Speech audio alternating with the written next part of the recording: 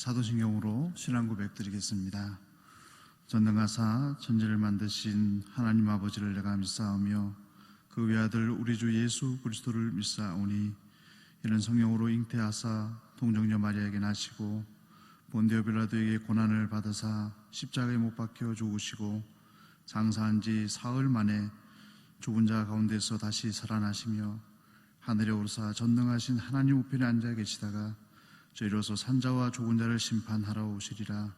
성령을 믿사오며 거룩한 공예와 성도가 서로 교통하는 것과 죄를 사하여 주시는 것과 몸이 다시 사는 것과 영원히 사는 것을 믿사옵나이다.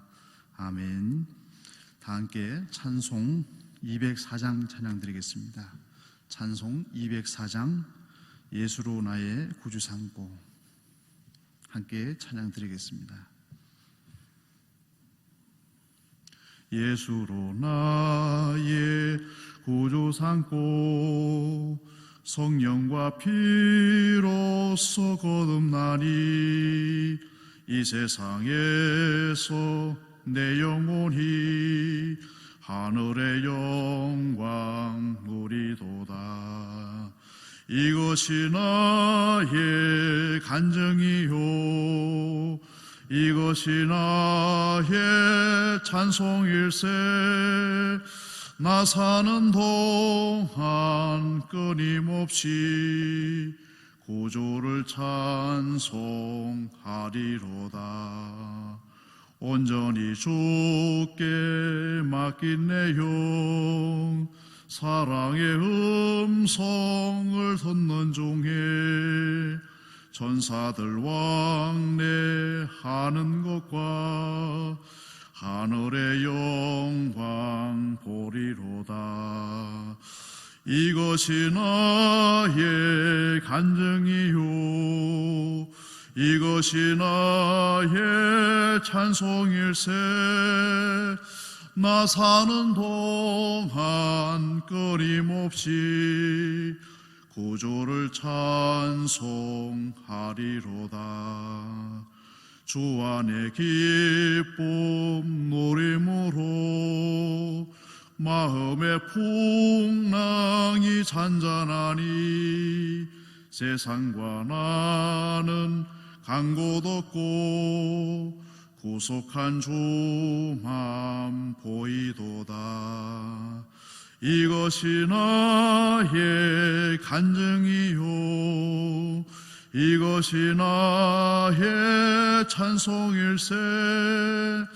나 사는 동안 끊임없이 구주를 찬송하리로다. 아멘. 오늘 새벽에 주시는 하나님의 말씀 구약성경 잠언 9장의 말씀입니다. 구약성경 잠언 9장의 말씀 1절에서 마지막 절까지의 말씀을 우리가 한 목소리로 함께 읽도록 하겠습니다. 지혜가 거집을 짓고 7 기둥을 다듬고 짐승을 잡으며 포도주를 혼합하여 상을 갖추고 그 여정을 보내어 성중 높은 곳에서 불러 이르기를 무릇 어리석은 자는 이리로 돌이키라. 또 지혜 없는 자에게 이르기를 너는 와서 내 식물을 먹으며 내 혼합한 포도주를 마시고 어리석음을 버리고 생명을 얻으라. 명철의 길을 행하라 하느니라. 거만한 자를 징계하는 자는 도리어 능력을 받고 악인을 책망하는 자는 도리어 흠을 잡히느니라. 거만한 자를 책망하지 말라. 그가 너를 미워할까 두려우니라. 지혜 있는 자를 책망하라. 그가 너를 사랑하리라. 지혜 있는 자에게 교훈을 더하라. 그가 더욱 지혜로워질 것이요 의로운 사람을 가르치라. 그의 학식이 더하리라. 여호와를 경외하는 것이 지혜의 근본이요 거룩하신 자를 아는 것이 명철이니라. 나 지혜로 말미암아 내 날이 많아질 것이요 내 생명의 해가 더하리라. 내가 만일 지혜로우면 그 지혜가 내게 유익할 것이나 내가 만일 거만하면 노홀로 해를 당하리라. 미련한 계집이 떠들며 어리석어서 아무것도 알지 못하고 자기 집 문 앞에 앉으며 서금 높은 곳에 있는 자리에 앉아서 자기 길을 바로 가는 행객을 불러 이르되 무릇 어리석은 자는 이리로 돌이키라. 또 지혜 없는 자에게 이르기를 도둑질한 물이 달고 몰래 먹은 떡이 맛이 있다 하는도다. 오직 그 어리석은 자는 죽은 자가 그의 곳에 있는 것과 그의 객들이 음부 깊은 곳에 있는 것을 알지 못하느니라. 아멘. 오늘 함께 읽은 잠언 9장의 말씀을 통해서 주 안에서 당신을, 우리 내 자신을 바라보고 있습니까? 라는 제목으로 하나님의 말씀을 증거하겠습니다. 한 생명이 이 땅에 태어났습니다. 지적으로 뛰어나지 못합니다. 부족한 부분이 많이 있습니다. 그래서 때때로 실수를 할 때도 있습니다. 그러나 그 아이가 한 나라의 왕의 아들입니다. 그러면 그의 아버지의 신분으로 인해서 그 아들을 무시할 수가 없는 것입니다. 우리가 이 땅을 살아가는 동안에 우리 성도는 분명히 기억할 것이 있습니다. 나는 이 우주 만물을 창조하신 하나님 아버지의 자녀라는 것입니다. 우리가 부족한 면이 있고 연약한 면이 있지만은 우리 모두는 하나님 아버지의 은혜를 입은 자들입니다. 하나님의 은혜를 우리가 경험하기 위해서 가장 필요한 것은 오늘 잠언의 말씀을 통해서 주어지는 메시지는 겸손함이라고 얘기를 해주고 있습니다. 오늘 1절에서 6절까지의 말씀을 보면 지혜자로 대변되시는 예수 그리스도께서 아름다운 잔치상을 배설하시고 자신의 여종을 통해서 성읍 높은 곳에서 많은 이들을 초청하는 것을 볼 수가 있습니다. 그 초청의 대상이 오늘 4절이 구체적으로 나오는데 어리석은 자, 지혜 없는 자를 부르고 있습니다. 여기서 어리석은 자와 지혜 없는 자는 하나님 앞에서 자신의 겸손함을 고백하는 자라는 것입니다. 우리가 하나님 앞에서 어리석은 자로 설 때, 지혜 없는 자로 설 때, 그때 하나님의 은혜가 우리에게 주어지는 것입니다. 특별히 오늘 본문에 등장하는 2절에 짐승을 잡고 포도주를 혼합한 상, 지혜자 예수 그리스도께서 우리에게 주시는 이 아름다운 잔치상은 예수 그리스도의 최후의 만찬을 생각하게 됩니다.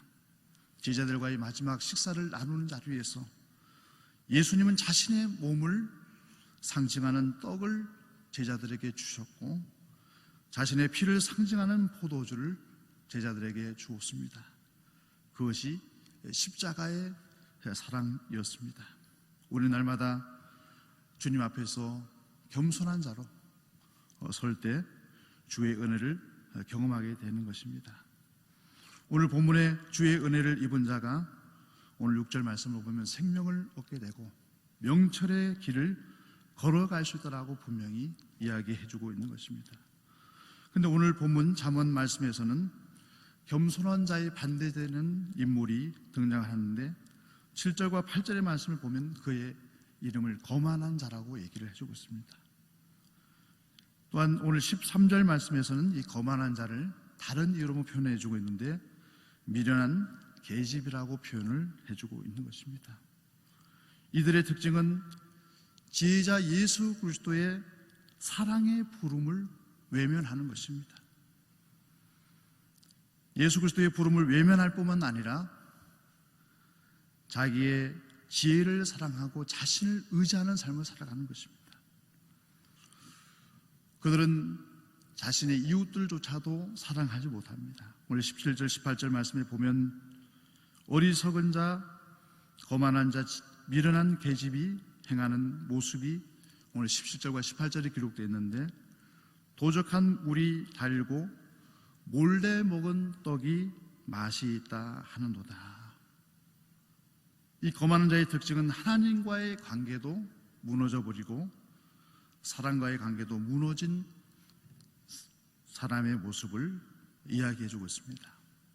이들의 결말이 무엇이겠습니까? 오늘 18절 말씀에 보시면 그들의 종착점은 음부 깊은 곳, 하나님의 심판의 장소라고 이야기를 해주고 있는 것입니다.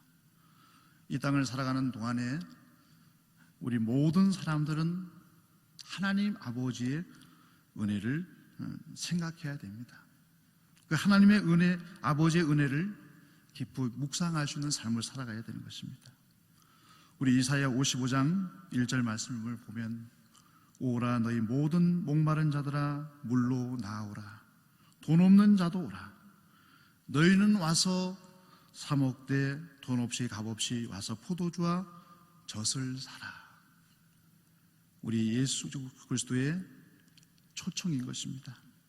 우리 누가복음 14장 16절 이하에 보면 오늘 본문의 말씀과 너무나도 유사한 말씀이 기록되어 있는데 어떤 사람이 큰 잔치를 베풀고 많은 사람을 청했습니다. 그 초청 앞에서 많은 이들이 거만한 모습을 드러냅니다. 한 사람은 나는 밭을 샀기 때문에 그곳에 가봐야 돼서 잔치에 참여할 수 없습니다. 또 다른 인물은 내가 소를 사서 시험을 해봐야 되기 때문에 잔치에 참여할 수 없습니다. 또 한 사람은 내가 장가를 들었기 때문에 그 잔치에 참여할 수 없습니다. 잔치를 배설한 주인의 초청을 모두 거부하는 모습을 보게 됩니다. 오늘 3절 말씀에서도 한 지혜자 예수 그리스도께서 아름다운 잔치상을 배설하시고 여정을 보내서 서금 높은 곳에서 모든 사람을 초청하는 은혜를 보여주셨습니다. 오늘날마다 그 은혜를 기억해야 됩니다. 하나님 아버지의 은혜를 기억하는 자에게 하나님의 놀라운 은혜가 주어지는 것입니다. 우리는 비록 어리석은 자이고 지혜 없는 자입니다. 그러나 주님 앞에서 우리는 어리석은 자야 되고 지혜 없는 자가 되어야 됩니다.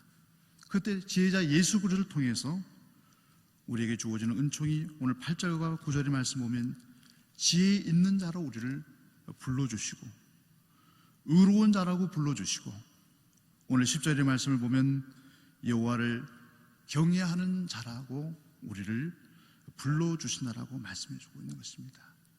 지혜자 예수 그리스도 안에서 우리는 우리의 신분이 바뀌게 됩니다. 더불어서 우리에게 주어지는 은총은 영원한 생명입니다. 오늘 11절 말씀에서도 나 지혜로 말미암아 내 날이 많아질 것이요 내 생명의 해가 더하리라. 또 한 가지는 우리 예수 그리스도의 인도하심을 받게 된다는 것입니다. 오늘 12절 말씀에 내가 만일 지혜로우면 그 지혜가 내게 유익할 것이라. 예수 그리스도를 나의 지혜로 삼게 되면 지혜자 되시는 예수 그리스도께서 우리의 삶을 이끌어 주실 것이라는 말씀입니다. 말씀을 맺고자 합니다. 우리는 이 땅을 살아가는 동안에 늘 주 안에서 내 자신을 바라봐야 됩니다. 내 자신을 바라보게 될 때 그때 주의 은총을 잊게 되는 것입니다. 날마다 우리가 주님 앞에서 어리석은 자가 되십시오.